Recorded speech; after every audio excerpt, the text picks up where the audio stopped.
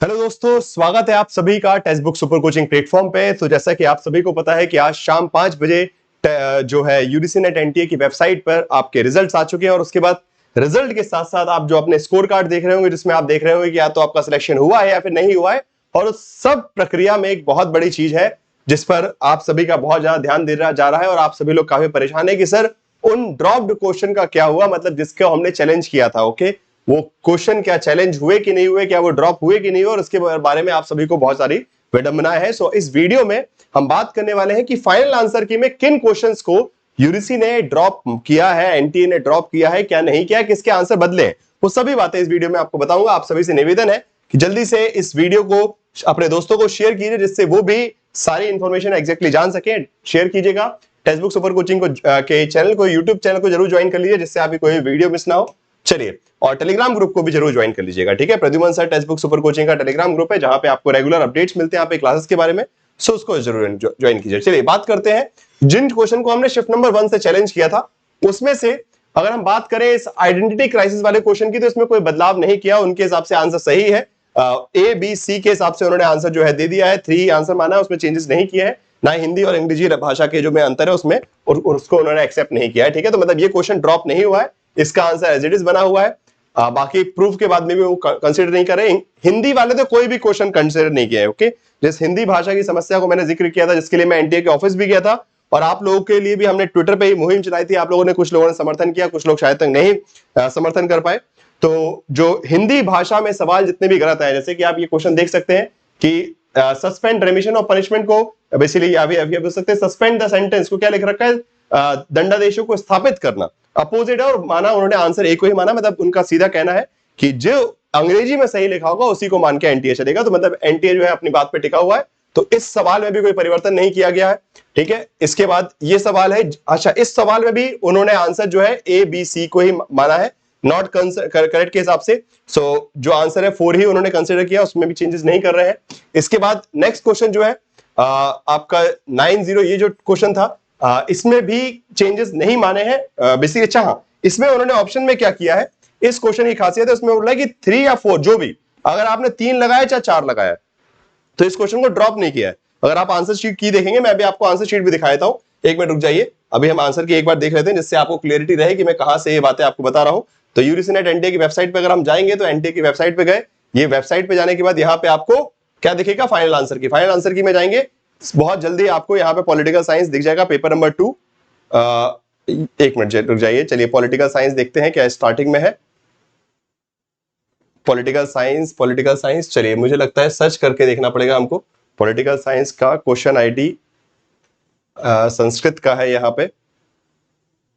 हाँ जी, ये रहा, पॉलिटिकल साइंस का आ गया, ठीक है। सो पॉलिटिकल साइंस में यहाँ पे अगर आप देखें 902, मैं थोड़ा आपको वाइड करके दिखा देता हूं। सो यहाँ पे एक क्वेश्चन तो ड्रॉप दिख रहा है साफ साफ, ठीक है। 2118 ये ड्रॉप हुआ, इसके बारे में बताता हूं आपको। इसके अलावा 902119 3 या 4 जो भी, अगर आपने 3 लगाया तो भी सही है, 4 लगाया तो भी सही है। तो ये एनटीए ने इस वाले क्वेश्चन में कर दिया है कि 3 या 4 दोनों को सही होंगे, तो इसको ड्रॉप नहीं किया गया एक तरीके से। जिसने 3 सिलेक्ट किया, जिसने 4 सिलेक्ट किया, दोनों को मार्क्स मिल जाएंगे, ठीक है। नाउ अब अगर हम आगे बढ़ते हैं और क्वेश्चन को देखते हैं जो कि ड्रॉप हुए या फिर चेंजेस हुए हैं। सो इस क्वेश्चन में उन्होंने ड्रॉप ना करके दोनों आंसर को सही कर दिया, ठीक है, जो हमारी मांग थी। इस क्वेश्चन में आंसर चेंज किया गया है 2069। ओके, 2069 अगर आप क्वेश्चन देखें तो पहले उन्होंने आंसर 1 दिया था, अब आंसर इसका 2 कर दिया गया है। मैं आपको एक बार दिखा भी देता हूं, 2069 देखिएगा, ठीक है, कोड 2069। चलिए कोड 2069 पे चलते हैं। 2069, ठीक है, इसका आंसर जो है 2069 का आंसर जो है 2 कर दिया गया है। ओके, सो अगर आप यहां देखें, पहले जो आंसर है वो डेविड मिलर दिया गया था, अब थियोडोर हर्ट्ज जो है आंसर दे दिया गया है। सो ये एटलीस्ट आपको लिए फाइनली, मतलब ये इस जो हमारी डिमांड थी इसको उन्होंने माना है और इसको सही किया है। तो ये गलती थी, एनटीए ने एक्सेप्ट की है, ठीक है। इसके बाद बाकी क्वेश्चन की बात करें, ये सब प्रूफ जो लगाए थे हम लोगों ने वो सब सही रहे।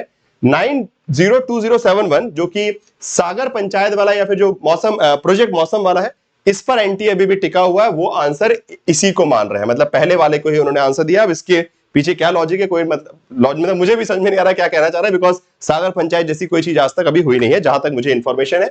इसके बाद अगर हम आगे बढ़ेंगे, अच्छा ये सवाल जो है ड्रॉप कर दिया गया है 2118, it is a dropped question. Okay, ये क्वेश्चन ड्रॉप कर दिया गया बिकॉज हिंदी और अंग्रेजी में अलग अलग लिखा था, सूची दोनों अलग अलग थी। फाइन। इसके अलावा बाकी text book super coaching platform पे आप लोग जुड़े ही रहिए। आगे आने वाले प्रिपरेशन जो है आपका, जो दिसंबर वाला एग्जाम है उसकी प्रिपरेशन के लिए भी आप ज्वाइन कर सकते हैं। सिंगल सब्सक्रिप्शन में आपको वो सारी चीजें मिल जाएंगी जो कि आपको प्रिपरेशन के लिए आवश्यक है। नेट जीआरएफ की इस नंबर पे कॉल करके आप टेक्स्ट बुक सुपर कोचिंग की टीम से बात कर सकते हैं और अपनी सजेशन जो है ले सकते हैं। ठीक है, नाउ अब बात करते हैं शिफ्ट नंबर 2, जहां से जितने भी क्वेश्चन चैलेंज किए गए थे कोई भी एक्सेप्ट नहीं है, बिकॉज यहां पे सिर्फ पेपर नंबर 1 में, ठीक है, अगर हम शिफ्ट नंबर 1 की 2 की बात करें तो सिर्फ और सिर्फ, ओके, मैं आपको एक बार दिखा देता हूं एनटीए की वेबसाइट पे क्या है। सो अगर हम शिफ्ट नंबर 2 की बात करें, शिफ्ट नंबर 2 पे चलते हैं जरा, थोड़ा सा शिफ्ट नंबर 2 को, शिफ्ट नंबर 2 में बेसिकली देखा जाए तो एक क्वेश्चन बस ड्रॉप हुआ है, ये मुझे लगता है शिफ्ट नंबर 2 ही नहीं, शिफ्ट नंबर 2 नहीं है, पॉलिटिकल साइंस शिफ्ट नंबर 2, हाँ सेकंड शिफ्ट। सो पॉलिटिकल साइंस सेकंड शिफ्ट की अगर हम बात करेंगे तो यहां सिर्फ एक क्वेश्चन उन्होंने ड्रॉप किया है 150548, जो कि पेपर नंबर 1 का क्वेश्चन था। बाकी पॉलिटिकल साइंस में कोई भी क्वेश्चन उन्होंने ड्रॉप नहीं किया, मतलब एनटीए ने साफ दरकिनार कर दिया, एक प्रकार से बोल सकते हैं तमाचा मार दिया है हिंदी मीडियम के विद्यार्थियों के मुंह पर कि आप लोग भाड़ में जाओ, आपको क्वेश्चन सही मिले नहीं मिले हमारी जिम्मेदारी नहीं है, ये तो जैसा है वैसा ही रहेगा। मतलब हम अंग्रेजी में, बिकॉज कम से कम 6-7 सवाल ऐसे थे जो कि शिफ्ट नंबर, देखिए मैं आपको क्वेश्चन दिखाता हूं, एक, ठीक है, इसमें गलती है, यहां तो गलती देखिए ABCD, यहां पे ABCD, फिर भी अपने आंसर पे टिके हैं कि हमारे हिसाब से तो आंसर ऊपर वाले रहेगा। ठीक है, तो यहाँ 5 ऑप्शन, यहाँ 4 ऑप्शन, ठीक है, देखिए माया देखिए एनटीए की, खत्म काम। यहाँ पे राइट अगेंस्ट पब्लिक हैंगिंग गलत लिख रखा है, फिर भी इस क्वेश्चन को, मतलब बेसिकली इसमें हिंदी में मिस्टेक थी, वो भी उन्होंने नहीं माना। यहाँ नॉट लिखा, यहाँ नहीं है, ये भी नहीं माना, ये भी, मतलब हिंदी वाले सवालों को सभी को इन्होंने इग्नोर कर दिया है, सिरे से नकार दिया है। इस वाले सवाल को भी नहीं माना गया, यहाँ पे भी मिस्टेक थी, इस वाले सवाल में भी नहीं माना, 2530 में भी नहीं माना गया, मतलब जितने भी हिंदी वाली मिस्टेक वाले क्वेश्चन थे उन्होंने साफ साफ मना कर दिया। तो मतलब शिफ्ट नंबर 2 का अगर देखा जाए सो कोई भी चेंजेस नहीं किए गए हैं। सो ये स्थिति है। सबसे पहली बात तो क्लियरिटी आपको होनी चाहिए, कौन से क्वेश्चन जो आपने चैलेंज किए थे वो ड्रॉप हुए नहीं हुए, क्या उसकी वास्तविकता है, वो मैंने आपको बता दिया। शिफ्ट नंबर 1 में कुछ चीजें चेंजेस हुई हैं, कुछ आंसर चेंज हुए, कुछ क्वेश्चन ड्रॉप भी हुए, बट शिफ्ट नंबर 2 वालों के लिए कोई भी ऐसे बदलाव देखने को नहीं मिल रहे हैं एक्सेप्ट पेपर 1 का एक क्वेश्चन।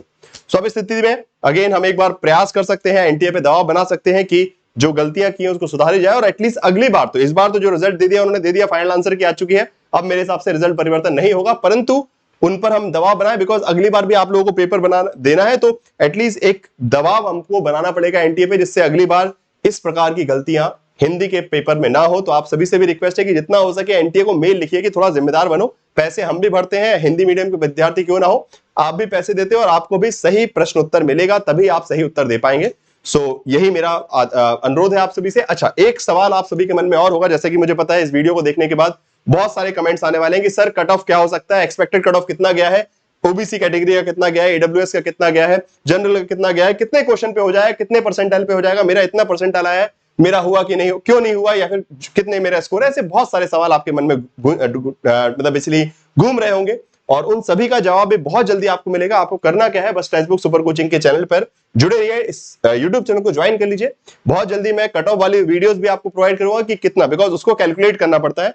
एनटीए तो कट ऑफ परसेंटेज में देता है, आप सभी को पता है कि परसेंटेज में परसेंटाइल में कट ऑफ आता है, और परसेंटाइल का परसेंटेज से आपस में कोई संबंध नहीं। मैंने जैसे कि पहले बताया, परसेंटाइल रैंकिंग है, जितने 1000 बच्चे जो एग्जाम में बैठे उनमें रैंकिंग है, टॉप ऑर्डर से लेके टॉप वाले को 100 परसेंटाइल बोल दिया, और उसके बाद नीचे आते आते सबसे नीचे तक पहुंच गए। ठीक है, तो वो परसेंटाइल सिस्टम अलग चलता है जो कि रैंकिंग दिखाता है, और परसेंटेज आपका स्कोर होता है, जिसके लिए आपको आपकी रिस्पॉन्स शीट से फाइनल आंसर की को मिला के चेक करना पड़ेगा कि आपके कितने क्वेश्चन सही हुए। तो अभी उसमें वक्त लगेगा, जैसे जैसे मेरे पास इंफॉर्मेशन आती जाएगी स्टूडेंट्स की, मैं कलेक्ट करके फिर आपको फाइनली बता पाऊंगा कि कितने परसेंटेज पे या फिर कितने कहीं करेक्ट होने पे अलग अलग कैटेगरी में सिलेक्शन हुआ है। तो उसके लिए थोड़ा सा इंतजार करना पड़ेगा। जुड़े रहिए, मैं प्रयास करूंगा कल तक आपको वो इन्फॉर्मेशन जरूर दूं, और भी बाकी जो समस्या है वो अपने कमेंट बॉक्स वगैरह में डालते जाइए, मैं प्रयास करूंगा जल्दी से जल्दी उसका आंसर प्रोवाइड करूं। Thank you so much.